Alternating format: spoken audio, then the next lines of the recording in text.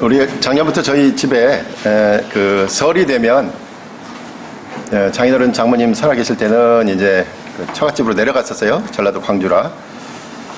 두 분이 다 돌아가시고 나서부터는 이제 형님이 우리 경기도 평촌에 사시니까 올라오라고 했습니다. 동생들 올라오라고. 그래서 작년 설에도 동생들이 올라왔어요. 저희는 참 잘 됐죠. 안 내려가서 잘 됐다라고 생각하면서 모였는데, 특별히 그 지방에 있는 그 조카들이 다 올라오니까 어디를 갈까 하다가 작년에는 우리가 그 창덕궁에 갔어요. 그래서 예약을 해가지고 비원을 쭉 돌았었습니다. 이제 한 번씩 올라오면 동생들이 이제 이벤트를 준비하라고 하는 거예요. 이벤트를. 그래서 올해 설에는 뭘 할까 하다가 저희 가족 중에 이제 그 성당에 다니시는 분이 있어서 명동성당에 한번 가자. 그래서 명동성당으로 갔습니다. 이번 올해 설에는 명동성당에. 근데 여러분 명동성당 가보셨어요? 은근히 많이 안 가봤어요. 이게 명동성당 거기에 있는 건 아시죠? 어디에 있겠어요? 명동에 있죠. 그건 아는데. 그 명동성당 자리가 어떤 자리인 줄 아세요? 뭐 제일 높은 데죠. 서울에서. 그래서 다 보이죠. 우리나라 최초의 순교자 김범우 씨의 집입니다. 거기가. 그 집에다가 그 이제 명동성당을 짓게 된 거예요. 그래서 어쨌든 명동성에 가서 상당히 잘 해놨습니다. 한번 가보시면 좋겠는데, 특별히 그 명동성당 그 본당에 들어가면 그 스테인드 글라스도 있고, 뭐 우리나라 최초의 고딕 양식이다, 뭐 이런 여러 가지 건축적인 의미도 있지만, 그 본당 안쪽에 쭉 돌아가면서 그 순례의 길이라고 해서 비아 돌로로사라 그러잖아요. 예수님께서 그 인생의 그 여러 고난 당하신 흔적들이 있는데 그 앞에 기도를 잠깐 할 수 있도록 그렇게 해놨습니다. 저야 개신교 목사이고, 또 대부분의 저희 그 가족들이 다 이제 개신교 신자들이라 되게 생소한 거예요. 쭉 돌아보고 있는데, 그날 이제 앞에 또 옆에 재단, 양쪽 재단에 있는 그림이라든지 이런 것들이 무엇인지 자세히 좀 보려고 나갔는데, 그때 우연히 어떤 장면을 목격하게 됐습니다. 그 본당의 한가운데로 그 등산복 차림인지, 그러니까 아저씨인데, 한 분 남자분이신데 등산복 차림인지 아니면 그냥 막 입으셨는지, 아니면 집을 나온 지가 오래되신 노숙인인지 모를 정도로 좀 되게 그 깔끔한 옷은 아닌데, 그 이제 추운 겨울이었으니까 뭐 이렇게 껴 입으셨는데, 신발도 좀 이렇게 그 등산화 비슷하게 그런 신발을 신고 터벅터벅 걸어서 오시는 거예요. 다들 그 명동성당 안에는 그 미사 시간 아니면 조용하거든요. 근데 발자국 소리가 터벅터벅 들리는 거예요. 그러더니 갑자기 요 앞에 와가지고, 재단 바로 앞에 와가지고 무릎을 꿇는데 쿵 하고 들리는 거예요. 다들 그냥 시선이 집중됐죠. 그러더니 머리를 바닥에다가 쿡 조아리면서 그러고 한동안 안 일어나는 거예요. 근데 저는 그 모습을 바로 옆에서 봤습니다. 그분이 어떤 분인지도 모르겠고, 그분이 남들의 시선을 의식하지 않고 그렇게 와가지고 앞에서 그 모습을 취하는 것을 보면서 제가 한 가지 느낀 게 있었어요. 여기가 거룩한 곳이구나. 거룩한 곳이구나. 여기가 거룩한 자리구나. 저분의 행동이 참 거룩한 행동이구나. 그 장소는 저에게 익숙한 장소가 아닙니다. 제가 거기서 미사를 드려본 적도 없고요. 어떻게 기도하는지, 어떻게 찬양하는지 전혀 모릅니다. 되게 불편한 자리입니다. 되게 불편한 자리인데, 그분의 모습을 보면서 여기 하나님이 계시구나 라는 것을 고백할 수밖에 없었습니다. 저에게 익숙한 장소는 아니지만 저도 그런 행동을 할 수는 없어요. 근데 그 신앙의 표현이 참으로 거룩하다라는 것은 제가 고백할 수밖에 없었습니다. 오늘 본문에서 제가 보려고 하는 것도 바로 그와 같은 내용입니다. 오늘 본문은 상당히 긴 예수님과 유대인들 사이의 논쟁의 끝부분에 해당합니다. 도대체 이 논쟁이 어디서부터 시작됐는지 뭐 여러분도 포인트를 잃어버렸을 테고, 저도 설교를 너무 짤막짤막하게 끊어서 보니까 도대체 어떤 얘기가 계속 됐는지 모르겠더라고요. 막 혼돈이 와요. 도대체 논쟁의 핵심이 뭔지 점점 흐려지는데, 사실 오늘 제목으로 잡은 것처럼 아브라함이라는 단어에 좀 주목해보면 어떻겠는가를 제가 여러분에게 건의하는 겁니다. 아브라함이라는 단어와 연관해서 이야기를 추적하다 보면 뭔가 전체적으로 통일적인 이야기를 발견할 수 있지 않을까 하는 거예요. 그래서 아브라함이라는 단어가 어디서 반복됐는지 봤더니 오늘 본문이 나오는 앞에 부분 32절부터 오늘은 48절부터 봤습니다만은 32절에 이런 본문이 있습니다. 진리가 너희를 자유케 하리라 라고 예수님께서 말씀하시자 유대인들이 이렇게 대꾸합니다. 진리가 너희를 자유케 하리라 그랬더니 유대인들이 뭐라고 대꾸합니까? 우리가 아브라함의 자손이라 남의 종이 된 적이 없거늘 어찌하여 우리가 자유롭게 되리나 하냐 하고 반목하는 대목이 나옵니다. 37절에 예수님께서 거기에 대해서 이렇게 얘기하셔요. 나도 너희가 아브라함의 자손인 줄 아노라. 그러나 내 말이 너희 안에 있을 곳이 없으므로 나를 죽이려 하는도다. 아브라함의 자손이라고 예수님께서 받아서 설명을 하셨습니다. 그리고 39절에 아브라함의 자손이라면 아브라함처럼 행할 것인데 아브라함도 하지 않은 일을 너희들이 하고 있다라고 예수님께서 예를 드셨어요. 뭐라고 그러셨냐면 하나님의 진리를 말하는 사람을 죽이는 짓은 아브라함도 하지 않은 일인데 왜 너희들이 그 일을 하려고 하느냐. 아브라함이란 단어로 사실 유대인과 예수님 사이에 논쟁의 핵심 단어가 되고 있는 것을 볼 수 있습니다. 그런 점에서 오늘 본문에 처음에 나오는 단어가 눈에 띕니다. 유대인들이 예수님을 바로 사마리아 사람이라고 비난하는 이야기죠. 오늘 본문에 그러잖아요. 유대인들이 대답하여 이르되 우리가 너를 사마리아 사람이라 이렇게 비난하는 내용입니다. 사실 예수님께서 그 사역의 초기부터 특별히 요한복음에는요 사마리아 사람들에게 대해서 호의적인 태도를 가지셨습니다. 요한복음 4장에서부터 나와요. 예수님께서 처음으로 예루살렘을 방문하시고 나서 돌아가시는 길을 일부러 돌아서 사마리아를 통해서 가셨습니다. 그때 돌아가실 때 우리가 잘 아는 그 우물가의 여인을 만나셨죠.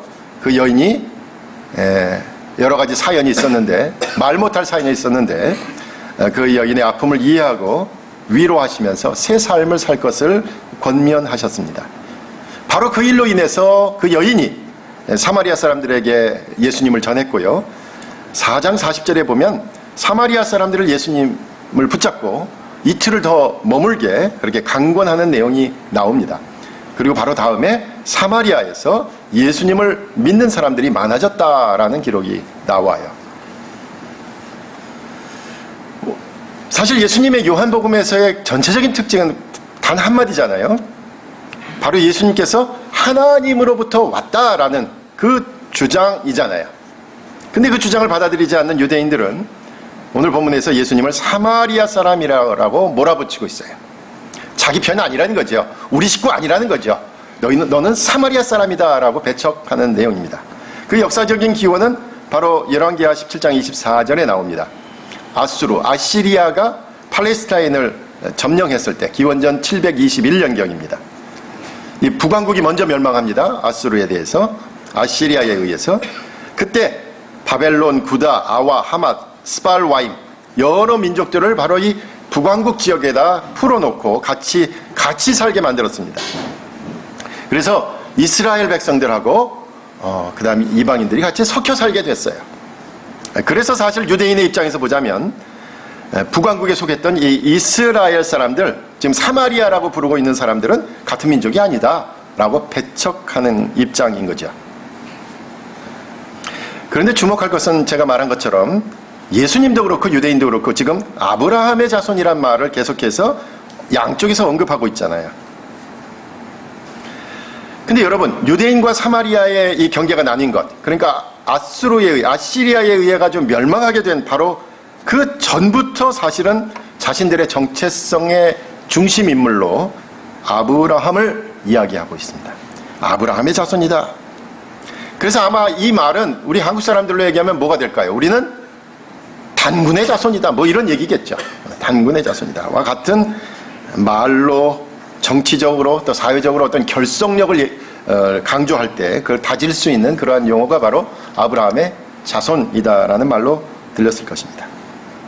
우리가 창세기를 가만 보면 그런데 아브라함 자손 가운데는 이삭만 있었던 게 아니죠. 사실 그 이삭으로부터 비롯된 자녀들이 지금의 이스라엘 또 유대 백성들인데 이삭만 있었던 게 아니죠. 이스마엘이라는 아들이 있었습니다. 그래서 이삭과 이스마엘로 나뉘었어요. 그 바로 다음 때에서는 어떻게 됩니까? 야곱만 있었던 게 아니죠. 야곱과 에서가 있었습니다. 그리고 그 이후로 12부족이 나뉘었는데 싸우고 빼앗고 전복하는 역사를 반복했습니다. 역사적으로 이삭이 이스마엘에 대해서 적자다라고 얘기하고 있고, 야곱이 에서보다 정통성을 가지고 있다라고 얘기하고 있고요. 또 구약 성경을 가만 보면 결국 신약과 연결되는 대목에서는 결국 뭐예요? 북왕국 사마리아를 건설한 10개 부족이 아니라 남쪽의 유다 왕국을 건설한 사람들이 정통성이 있다라는 것이 사실은 그런 이데올로기로 계속 작용한 거죠. 나누어지는 것으로 얘기가 됐어요. 시간이 가면서 아브라함의 자손이란 말은 결국 뭐예요? 서로를 쳐내고 잘라내고 배제하는 칼로 작용했었습니다. 우리가 창세기의 역사적인 기원은 창세기 12장부터 가능하다라고 하면서 등장하는 인물이 아브라함이잖아요. 아브라함도 바로 갈대아 우르로부터 왔잖아요. 그 갈대아 우르가 바로 바벨론 포로 이후에 유대인들이 잡혀갔던 바벨론이 바로 그 땅이잖아요. 바벨론에서 돌아온 유대인들에게 있어서 아브라함은 정말로 큰 동기부여가 되는 인물이었을 것입니다. 그래서 포로에서 돌아온 유대인들이 창세기를 새롭게 발견하여 읽을 때는 자신들의 조상 아브라함의 수고와 노력과 그 믿음의 정체성을 바로 아브라함으로부터 찾았던 것이죠. 그런데 우리가 구약의 역사를 쭉 알지만 아브라함 이후로 신앙생활을 잘한 것이 아니잖아요. 아브라함 이후에 수많은 세월을 이집트에서 살았습니다. 그리고 이제는 바벨론에서도 살았고, 지금 본문이 속해 있는 예수님 시절에는 바로 로마의 속국이 된 지경에까지 온 거죠. 그래도 유대인들은 여전히 아브라함의 자손이다. 그래서 언제나 자기들은 자유로운 사람이었다라고 고백하고 있는 거예요. 8장 33절에서 자신들은 우리가 아브라함의 자손이라 종이 된 적이 없다라고까지 아주 종교적인 허위의식으로 똘똘 뭉쳐 있는 겁니다. 저는 오히려 거꾸로 읽어야 된다고 생각합니다. 그런데 중요한 것은 아브라함이라는 자손이라는 고백은 사실 연원으로 거슬러 올라가면, 그죠? 유대인들이 이스라엘 백성으로, 그죠? 야곱으로, 이삭으로, 아브라함으로 올라가듯이 다른 쪽에서도 똑같이 아브라함 쪽으로 올라올 수 있잖아요. 그 아브라함의 자손이라는 고백은 사실은 모두가 한 아버지로부터 비롯됐다라는 의식을 암묵적으로 고백하는 겁니다. 지금은 다른 민족이지만, 지금은 다른 종교를 갖고 있지만, 지금은 다른 국가에 속해 있지만, 그래서 대적할지는 몰라도 사실 한 아버지의 자손이다라는 것을 인정하는 겁니다. 그런 점에서 유대인들이 예수님을 사마리아 사람으로 여기고 그렇게 해석하고 박해하는 것은 사실은 아브라함의 자손이라는 주장을 뒤집은 그런 모순적인 주장이 되는 거죠. 여담입니다만 우리가 예수님의 족보가 두 군데 나오잖아요. 마태복음 1장과 누가복음 3장에 나옵니다. 마태복음 1장이 바로 아브라함으로부터 시작합니다. 그래서 예수님에게 나오는 족보이지만 누가복음 3장에서는 거꾸로 예수님으로부터 거꾸로 연류를 쭉 올라가서 조상을 쭉 올라가 아담까지 가잖아요. 아담 그 위에 하나님까지 가잖아요. 무슨 이유입니까? 모든 인류가 다 하나님의 자녀일 수 있다라는 암시를 주는 거잖아요. 여러분, 이제까지의 역사를 쭉 돌아보면 교회의 회의들이 여러 번 있었습니다. 교회가 회의를 해야 되겠다, 모여서 결정해야 되겠다라고 할 때 대체적인 그 동기가 뭐였냐면, 우리가 뭔가 좀 이상한 소리들을 내는데 한 소리를 내야 되겠다, 일치하고 화합하고 통합하기 위해서는 우리가 교회에 회의를 해야 되겠다라고 모였어요. 근데 10중 8구 모든 교회의 회의가요, 끝날 때는 소수파를 이단으로 정죄하는 회의였습니다. 근데 교회 회의는 전부 이단을 생성하는 모임이었어요. 교회사를 가만 보면 전부가 그렇습니다. 교회의 분열을 정당화하는 자리가 교회의 회의 자리였습니다. 예수님을 사마리아 사람이라고 비난하는 것에 대해서 예수님은 오히려 그 말보다는 그 뒤에 붙인 말, 귀신 들렸다라는 이야기에 대응하셨습니다. 사실 귀신 들렸단 말이 사마리아 사람이란 말보다 더 심각하게 예수님을 모욕하는 말이죠. 사마리아 사람은 그의 족보나 연유에 대해서 비난하는 것이라면 그 어떤 역사적인 것, 족보를 갖고 얘기하니까 뭐 그럴 수 있다라고 얘기할 수 있을 거예요. 여러분, 근데 지금 현재 귀신 들렸다라는 말, 이게 영적인 부분 아닙니까? 예수님의 본질에 대해서 비난하는 내용입니다. 만약 귀신이 들렸다면 예수님의 가르침을 한순간에 날려버리는 거예요. 그죠? 귀신 들린 사람의 말이란 말이지. 한 방의 무효로 떨쳐버릴 수 있기 때문입니다.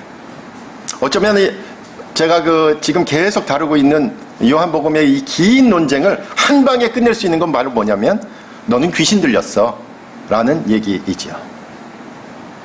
그래서일까요? 예수님께서는 사마리아 사람이라고 비난받는 것보다는 귀신 들린 것에 대해서 반응하셨어요. 나는 귀신 들린 것이 아니라 오직 내 아버지를 공경함이거늘 너희가 나를 무시하는도다 라고 대답하신 겁니다. 여러분, 예수님이 귀신 들렸다는 말 한두 번 듣는 얘기 아니에요. 보면은 공간복음에 나옵니다. 마가복음 3장 22절에서 예루살렘에서 서기관들이 내려와서 예수님이 사역의 많은 부분들이 귀신 내어 쫓는 역사가 있었잖아요. 병자들을 낫게 하고 사람들이 점점 모여드니까 이 종교 지도자들, 유대인 종교 지도자들이 그 모습을 보면서 귀신의 왕 바알세불의 힘을 빌려서 귀신을 내어 쫓는다라고 비난합니다. 예수님의 가족조차도 가족을 돌보지 않으니까 예수님을 뭐라고 합니까? 귀신 들렸다라고까지 얘기했습니다. 그러자 예수님께서는 두 가지로 대답을 하시죠. 첫째는 귀신이 귀신에 대적하면 서로 분쟁을 일으켜서 망하게 될 텐데 그런 일은 결국은 그 마귀, 귀신의 나라가 망하는 꼴이 되니까 이거 모순이 되지 않겠느냐라는 거예요. 자신의 사역은 귀신 들린 것이 아니라는 거죠. 그리고 예수님께서 아주 강경하게 말씀하신 부분이 하나 있습니다. 모든 일로는 다 용서받을 수 있는데 지금 예수님께서 하시는 이 성령의 사역을 방해하면 절대 용서받지 못한다. 그 죄는 그대로 남는다라고까지 얘기하셨습니다. 그전에도 한번 말씀드린 것 같은데요. 예수님께서는 살인한 사람까지도 용서하라고 하시는데 왜 구태여 성령을 회방하는 사람은 용서를 받지 못한다라고 얘기하셨을까? 그래서 저는 이게 제일 궁금하더라고요. 그죠? 도대체 성령을 회방하고 방해하는 게 뭘까? 예배 시간에 막 떠들고 막 뛰어다니면 성령을 방해하는 것일까요? 그 전에 제가 알고 있는 어떤 그 목사님은 부흥회 중에 아이들이 막 떠드니까 저 마귀 새끼 잡아 딱 그러시더라고요. 저 귀신 잡으라고 예배를 방해한다고. 그런 게 과연 성령을 거스리는 걸까요? 그렇게 예배 시간에 떠들면은 절대 용서를 못 받을까요? 그러면?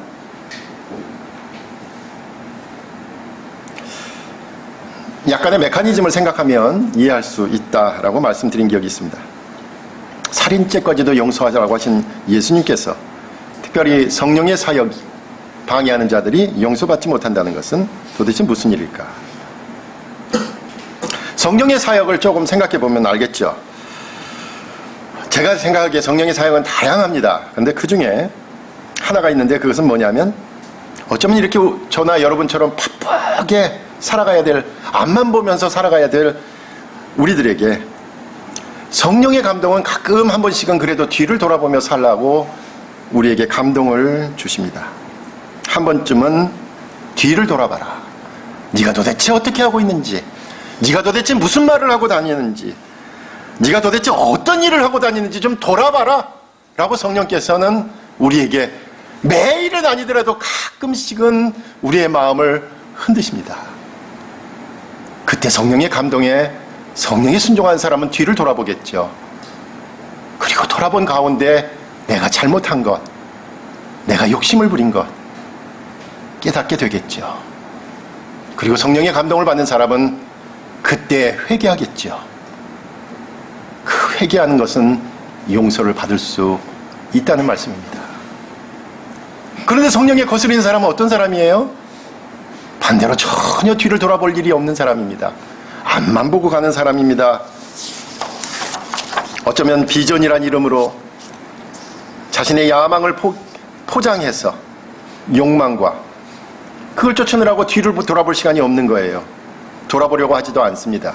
성령께서 가끔 감동을 주셔요. 내가 어떻게 살아왔더라. 근데 돌아보질 않아요. 돌아보지 않으니까 자기의 잘못을 깨달을 일도 없고 회개할 일도 없을 거 아닙니까? 회개하지 않는 사람은 용서받지 못합니다. 그것이 성령을 거스리는 자가 용서받지 못하는 이유입니다. 성령께서 감동 주실 때에 뒤를 돌아보고 자신의 잘못을 깨달을 수 있고 고백할 수 있다면 그것은 무슨 일이 됐든 용서하신다는 주님의 약속이 포함되어 있는 거지요. 오늘 공간복음과 또 오늘 본문에서 예수님 자신의 사역을 귀신이 들렸다고 하는 일은 사실은 조금 다른 각도에서 대응하고 계신 겁니다. 주님의 일은 오늘 본문에 따르면 하나님 아버지를 공경하는 일이 되었다라고 말씀합니다. 하나님께 영광을 돌리는 일. 하나님을 공경하고 그분에게 영광을 돌리는 일이 과연 뭡니까? 하나님의 의지를 전하고 하나님의 계획과 뜻을 전하는 것이었잖아요. 요한복음 이제까지의 예수님의 사역을 한마디로 얘기하면 하나님께서 이 타락한 세상을 여전히 사랑하고 계신다 라는 그 말씀이잖아요. 하나님께서 세상을 만드셨지만 타락했다. 그런데 그 타락한 세상 한가운데 자신이 가장 사랑하는 일을 보내셨다라는 거잖아요. 그래서 예수님께서 지금 여기에 왔다는 사실을 받아들이라라는 이야기입니다. 우리가 이걸 복음, 캐리그마라고 하는 이 단순한 진리 이것 이상은 아니잖아요. 바로 그것이 하나님께 영광을 돌리는 일인데 말이에요. 하나님께서 이 지긋지긋하고 끝도 없는 부조리의 상황을 그리고 언제 한번 크게 호탕하고 만족하며 웃을 수 없는 이 세상을 그냥 놔두지 않으셨다는 사실입니다. 하나님께서 인간의 야망과 욕심과 죄악으로 들끓는 곳을 그대로 두지 않으시고 직접 그리고 먼저 하나님께서 일을 시작하셨다라는 그 사실입니다. 예수님께서 그걸 말씀하시고 그것을 보여주려고 하셨습니다. 그것이 예수님의 사역이었고 예수님의 운명이었습니다. 그런데 사람들은 예수님 자신들과는 다른 사마리아 사람이다, 귀신 들렸다라고 하면서 비난하면서 듣지 않는 겁니다. 하나님께서 세상에 대한 사랑을 결코 포기하지 않으셨고 선지자도 보내셨고 그리고 이제 아들까지 보내서 그 사랑을 보여주시려는데 사람들은 그 말을 듣지 않습니다. 사람들이 듣지 않는 이유가 여기 이렇게 돼 있어요. 자신들이 믿고 있는 종교의 언어가 아니라고 얘기합니다. 우리가 아는 방식이 아니라라고 얘기합니다. 우리에게 익숙한 방법이 아니라고 얘기합니다. 그래서 배척합니다. 배제하고 그래 결국은 그 사람을 죽음으로 내모는 것이었습니다. 하나님의 사랑이 이미 시작됐다라는 것, 우리 모두는 하나님의 자녀라는 것, 그래서 이제는 예루살렘 성전만이 아니라 각자 서 있는 곳에서 어느 곳에서든지 정해진 예배 시간만이 아니라 살아 숨을 쉬는 순간은 언제나 그리고 제사장이나 목회자나 사제를 통하지 않고 누구나 직접 하나님을 부를 수 있다는 거잖아요. 우리 인간이 아무리 둘러봐도 내세울 것 없고 자랑할 것 없고 드러낼 것 없는 그 존재인 우리 인간이 말입니다. 언제나 은밀하게 자신의 이름과 자신의 야망과 자신의 욕심과 욕망과 그런 것을 성취하려고 하는 이른바 이기적인 유전자를 가진 인간을 사랑하신다는 거잖아요. 그 어떤 상황에서도 생존해야 되는 것 아니냐라는 그 하나의 목적만을 가지고 있는 존재들, 이렇게 얘기하잖아요. 그래서 내가 살려고 그랬어. 야, 내 목숨은 건져야 되는 거 아니야? 나도 살아야 되는 거 아니야? 라고 모든 것을 정당화시키는 그런 급급한 그 존재인 인간을 하나님께서 사랑하셨다는 거잖아요.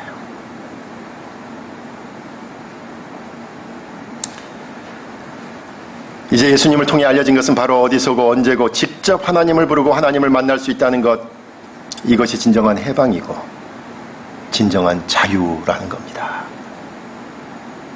이 단순한 진리를 말 못하도록 입 막고 듣지 못하게 귀를 막고 귀신이 들렸다고 비난하는 사람들에게 결국 자신의 운명을 맡기는 것이 예수님의 모습이었습니다. 오늘 이야기의 논쟁이 끝이 되는 오늘 요한복음 8장 마지막 59절은 이렇게 됩니다. 그들이 돌을 들어 치려 하거늘. 결국 예수를 죽이려고 했다라는 것으로 결론을 맺습니다. 죽음을 맞을 수밖에 없는 예수님의 운명은 그분의 사명과 깊은 연관이 있습니다. 하나님이 우리를 여전히 사랑하신다라는 말을 듣고 싶지 않고 전하지 못하게 하려는 사람들에게 있어서는 그 이야기를 전한 사람의 운명은 죽음이었다라는 겁니다.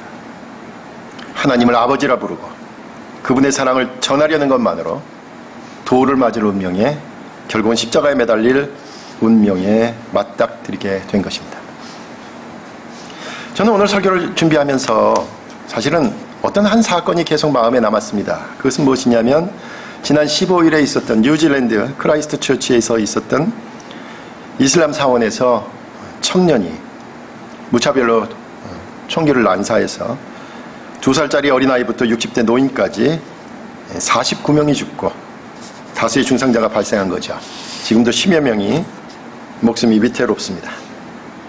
지금까지 밝혀진 원인은 이게 종교적이었다. 이슬람 사원에서 있었으니까. 또는 인종적인 혐오라는 설명이었습니다. 일어나고 있는 사건들을 보면 사실 종교적인 전쟁이나 테러는 저개발국가나 개발도상 국가에만 있는 것이 아니죠. 미국, 뉴질랜드, 유럽에서도 자주 발생합니다. 그래서 설명이 아주 친절하게 따라붙습니다. 종교와 인종에 대한 혐오에서 비롯되었다라는 설명입니다. 자고 나면 근데 대부분은 잊게 됩니다. 그런데 사실 이 아픔을 겪는 사람들 한번 생각해 보세요. 사랑하는 사람을 잃은 사람. 그들의 인생 전체가 바뀌고 맙니다. 한 사람의 죽음이 아니죠. 그 가족 모두의 일상의 죽음입니다. 그를 사랑했던 사람들의 마음과 감정이 죽음을 경험하게 됩니다. 그만큼 남은 평생 아픔을 안고 살아야 하는 가족들에게는 고통의 시작입니다. 그래서 종교적이고 인종적인 편견으로 해석되는 사건은 사실 아주 무서운 것입니다. 그래서 조금 더 생각해 볼 필요가 있습니다. 단순히 종교적이고 인종적인 문제는 그렇게 제목을 붙이는 것은 그러므로 우리는 우리의 인식을 변화해서 타자를 포용하고 환대하는 태도를 교양 있는 사람을 만들고 교양 있는 사람이 되어야 되겠다라는 것만으로 해결이 될까요? 이거 아주 관념적인 것 같아요. 그죠? 종교적이고 인종적인 문제다. 아주 감성적인 문제로만 보입니다. 그런데 우리가 조금만 그 사건을 보면 그 배후에 다른 이유들이 있잖아요. 정치적인 문제, 사회적인 문제, 경제적인 문제가 있잖아요. 그리고 이런 논리일 거예요. 아니, 우리 경제 상황이 안 좋은데 저 사람들하고 어떻게 우리의 직장과 사업을 함께 나눌 수 있을까? 우리가 행사할 권리도 모자른데, 그리고 내가 원하는 당을 찍어야 되고 정책을 구현해야 되는데 저 사람들이 우리 참정권을 같이 나누면 어떻게 될까? 우린 나라가 잘못 가는 거 아니야? 우리도 생존이 어려운데 왜 저들의 생존까지 우리가 책임져야 되지? 우리가 그것까지 걱정해야 될까? 라는 모든 문제를 포함하고 있잖아요, 사실은. 그래서 외부인과 함께하는 건 단순히 종교적이고 인종적인 차원의 낭만적인 감성적인 문제가 아닙니다. 저와 여러분이 그들과 나눌 준비가 되어 있느냐? 나눌 준비가 되어 있느냐? 이게 문제입니다. 우리가 가진 땅을, 우리가 가진 동산, 부동산 포함하는 모든 재산을, 우리가 가진 시간을, 더 나아가서 우리의 감정과 우리의 문화를 나누고자 행동에 나설 준비가 되어 있느냐라는 질문입니다. 그래서 그 문제는 뉴질랜드만 있는 사건이 아닙니다. 그 한 사람, 이상한 사람의 사건이 아닙니다. 행여 얼마 있으면 우리 안에서도 동일한 사건은 일어날 수 있습니다. 우리가 준비되지 않으면, 우리가 각오하지 않으면 우리가 나눌 마음을 갖지 않으면 그 사건은 우리 안에서도 나타날 수 있습니다. 오늘 스스로 유대인의 경계 밖에 서 있는 사마리아 사람으로 비난받았고, 예수님께서는 유대인 사회에서는 받아들일 수 없어 귀신 들렸다고 밖에는 말할 수 없는 상황에 처한 예수님을 보면서 하나님을 공경하고 하나님의 뜻을 드러내는 일이 얼마나 큰 희생과 아픔과 고통과 눈물이 필요한 것임을 알아야 할 겁니다. 우리 주님께서도 바로 그 일로 인해 결국 죽음으로 갈 수밖에 없었음을 성경은 증거하고 있습니다. 제가 그렇게 읽고 보니까 50절과 51절은 정말로 종말론적으로 예수님께서 그렇게 강변하시는 것처럼 들립니다. 유대인들이 다 비웃어도 네가 사마리아 사람이다, 귀신 들렸다라고 그렇게 비웃어도 결코 진리는 죽지 않는다. 그 예수님 특유의 강조 용법을 쓰셨잖아요. 예수님이 강조하실 때 쓰는 표현이 있어요.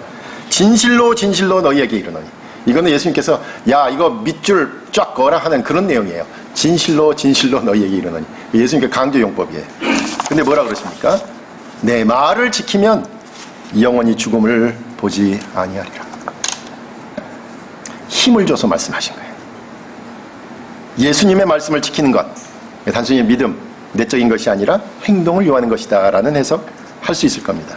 더 나아가서 주님의 말씀의 뜻을 이해하고 간직한다면, 그리고 그렇게 믿고 받아들인다면 육체의 죽음 그 너머에 진정한 생명이 있다 라는 그 말씀을 지키면 우리의 삶이 영원하다라는 것입니다. 숙제입니다. 우리에게 있어서 영원한 생명은 도대체 어떤 모습일까? 항상 고민하고 기대하는 바지요. 아마도 이렇게 설명할 수 있을까요? 하나님께서 이 세상을 사랑하셔서 그분의 뜻을 직접 전하고자 하셨고, 그래서 직접 이렇게 사람들에게 오셨으니 이 귀중한 진리를 믿는 사람은 하나님과의 교제가 시작되는 거고, 하나님이 영원하시니 그 영원한 분과의 교제가 영원할 것이다 라는 그 기대를 말씀하고 있는 거겠죠. 사마리아 사람이다, 귀신 들렸다 라는 말까지 감수하시면서 사회에서 배제당하는 그 사람들과 같이 하려고 하셨던 것, 오히려 그들의 편에 서려고 하셨던 그 예수님의 의지와 사명을 묵상하면서 그리고 사순절 기간에 그런 주님의 삶을 조금이라도 더 가까이서 보고 또 따르려고 하는 저와 여러분이 되시기 바랍니다.